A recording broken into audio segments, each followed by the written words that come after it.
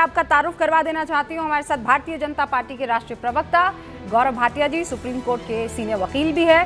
बहुत बहुत स्वागत है आपका। जेडीयू के राष्ट्रीय प्रवक्ता और बड़े नेता हैं राजीव रंजन जी हमारे साथ जुड़ चुके हैं। आरजेडी के राष्ट्रीय प्रवक्ता जयंत जिज्ञासु जी आपको स्क्रीन पर दिखाई दे रहे हैं, आप दोनों का भी बहुत बहुत स्वागत है। हमारे साथ राजनीतिक विश्लेषक, सीनियर जर्नलिस्ट और कांग्रेस का पक्ष रखने वाले पंकज शर्मा जी भी हमारे साथ मौजूद हैं।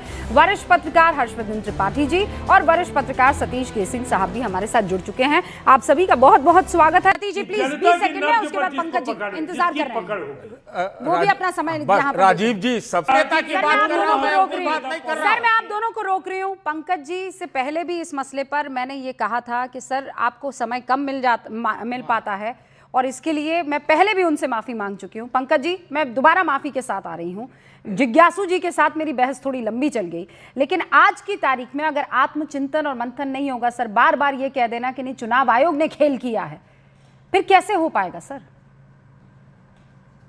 मैं तो कह रहा हूं ना कि कई कारण रहे हैं हार के, महागठबंधन की अपनी खुद की खामियां हैं, लेकिन निर्वाचन आयोग का और पूरी चुनाव प्रणाली का भी एक भूमिका। देखिए, मूल मुद्दा यह है कि नीतीश कुमार के नेतृत्व में सरकार की शपथ नहीं लेगी।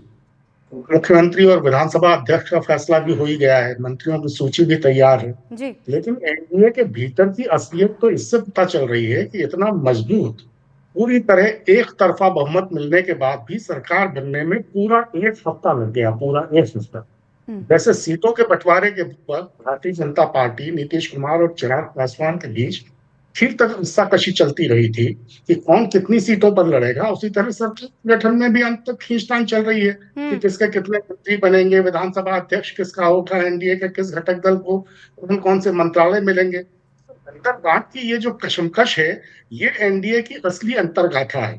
तो जब आगाज ही ऐसा है तो अंजाम खुदा जाने। ओके और सर। सरकार बन जाएगी, चलेगी कैसे? हाँ। के अलावा और भी तो कई बातें जरूरी है एक सफल सरकार चलाने के लिए। गौरव भाटिया, पंकज जी ये कह रहे हैं इतना टाइम क्यों लगाया आपने? चुनाव के नतीजे आए और आपको फौरन ऐलान करना था,